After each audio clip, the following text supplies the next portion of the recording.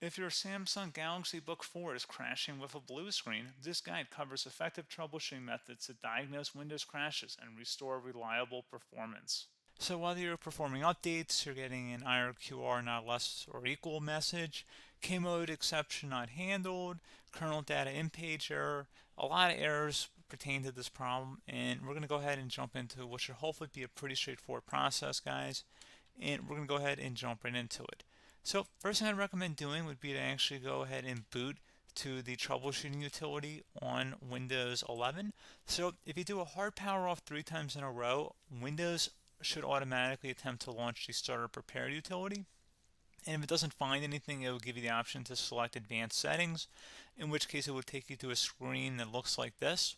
Now, if it does not take you to a screen that looks like this, or you're unable to get to that, you can also download the Windows 10 Media Creation Utility, or Windows 11. They probably will make a creation utility for Windows 11 at some point. And it doesn't really matter, you can actually run the Windows 10 utility on Windows 11 as far as I'm aware. And you should be able to run the troubleshooting utilities built in within it. So you just would go ahead and download it to an ISO file and then burn it to a DVD or USB. It'd have to be about 4 gigabytes or more. It couldn't be a small USB flash drive, and it couldn't be a CD. It'd have to be a DVD. And then you'd boot your computer from it. So depending on the computer manufacturer, you'd have to tap a different key on your keyboard in order to launch that menu, in order to select what boot drive you want to go off of. So it could be anything between the escape key, F2, F8, F12, for example, and those are the function keys on the top of your keyboard. So you may have to just do a little bit of trial and error. Shouldn't take you more than a couple minutes. Googling it would probably be best before you even begin. But anyway, we're ready to go ahead and jump right into it. So we're on the choose an option page. So these will look very similar whether you're booting from it directly within Windows itself, or if you're plugged in a USB flash drive with the media creation utility installed and you selected the recovery option. So when you are setting up your Windows 11 installation or Windows 10, depending on the drive you're using, there should be an option to repair your computer in the bottom left corner of the dialog window, one of the first screens that comes up. You go ahead and select that, and then it would take you to a troubleshooting screen like you see here. And you want to go ahead and select troubleshoot, reset your PC, or see advanced options. And then there are going to be a whole bunch of options in here that we're going to explore in today's video. The first one, we're going to actually go underneath advanced options and then select startup prepare, fix problems that keep Windows from loading. So go ahead and select that first.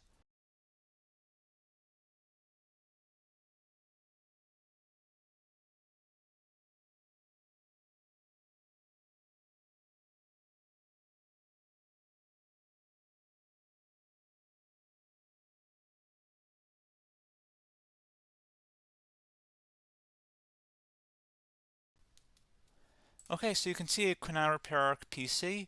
That was our first option we could try. Something else, if we go back into advanced options here and then select troubleshoot, we're going to go underneath advanced options again. You can go ahead and actually access safe mode by selecting startup settings. And then if you select the restart button, you have the option on the screen select safe mode with networking, which will give you a key on the screen. It'll tell you which key to press to enter that. I believe it's the F7 key. It'll do that for you. I'm not going to go over that in today's tutorial because I don't really want to go into safe mode, but you're more than welcome to attempt that by going into here and then selecting restart. Again, it'll launch another screen. It'll say what key do you want to press, and it'll give you like 7 or 8 different options, and you want to select safe mode with networking. There's also an option for a command prompt too, but that's going to be something we're going to cover later in this video, and we don't even have to go through that in order to access it. So that's why I'm not going to really push for that, because unless you know exactly what's causing the problem, you probably don't need to go into safe mode. Unless you're trying to recover files, in which case then you definitely can go into safe mode, but we're trying to actually recover our computer here. So I hope that makes sense. Something else we can also try here as well would be to uninstall updates, remove recently installed quality or feature updates from Windows. So if you go ahead and select that, you can uninstall the latest quality updates, which generally is the more day-to-day updates. Feature updates are the less regularly released ones, like the big ones.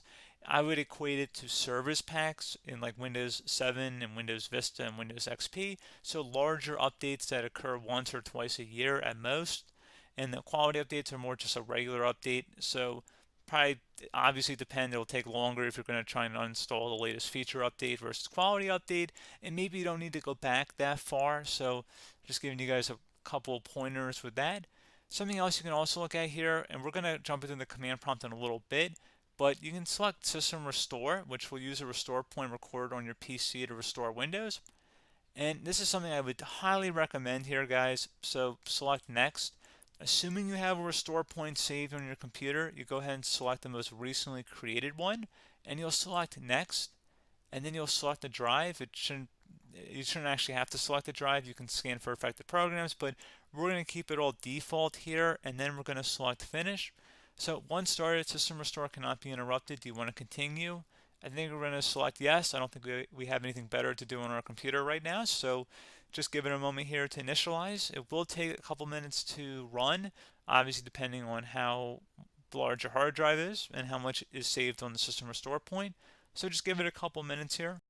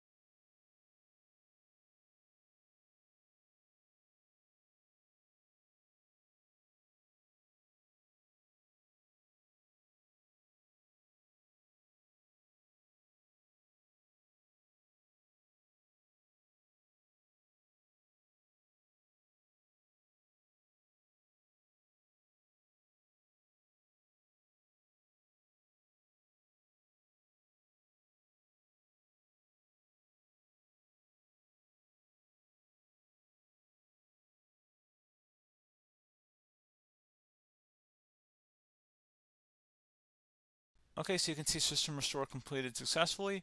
The system has been restored. Your documents have not been affected. Click the Restart button to restart your computer. Go ahead and select Restart.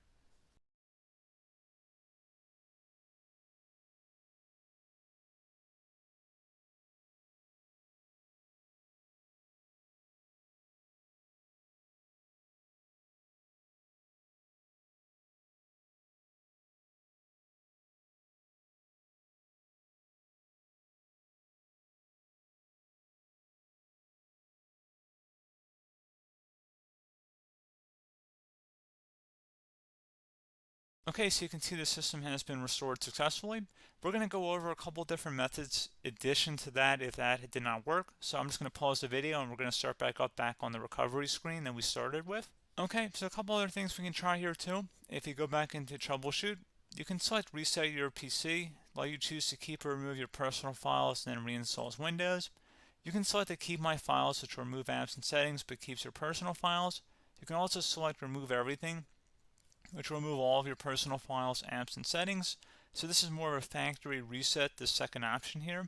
First option, it should not delete all of your personal files. However, it will pretty much clear most of your programs. And keep in mind, there's no guarantee that your information, number one, is even still available and easily recoverable on your computer to the point that you actually would be able to recover anything.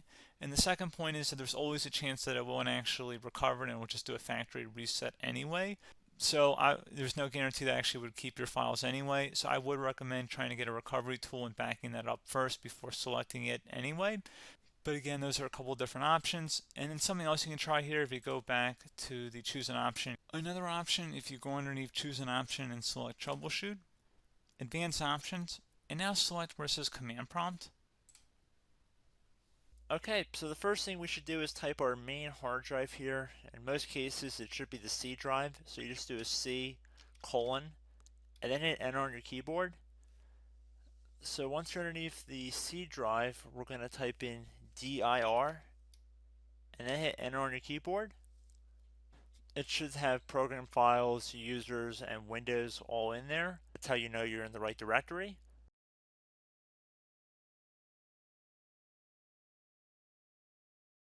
In some cases, it might be the D drive as well, so just keep that in mind.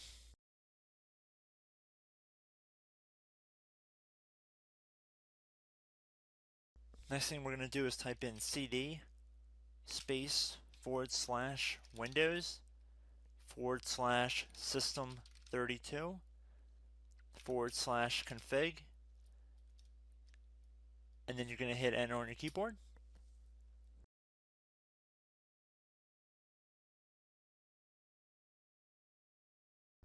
So now you're going to type md space backup.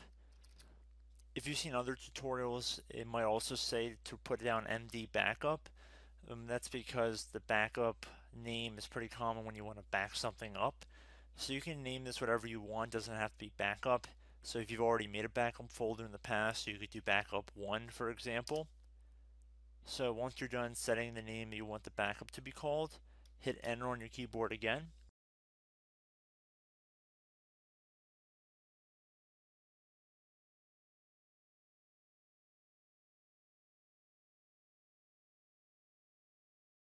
At this point you want to type copy, C-O-P-Y, space, then you want to do the star symbol above the 8 key, then do a period or a dot, whatever you want to call it, then another star sign, and then another space, and then type backup, and then hit enter on your keyboard.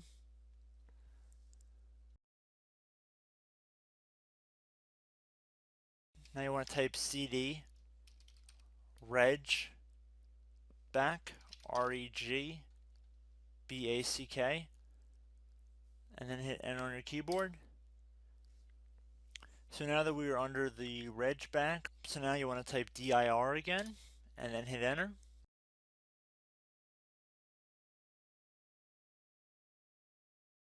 So now at this point we're going to type copy again. So copy, space, star sign, dot, another star sign, space, and then 2 dots. So we're going to type copy, space, star sign, dot, sign, star sign, dot, dot, and then hit enter on your keyboard again. So for overwrite, you want to overwrite all. So type A on your keyboard, so capital A, and then hit enter on your keyboard.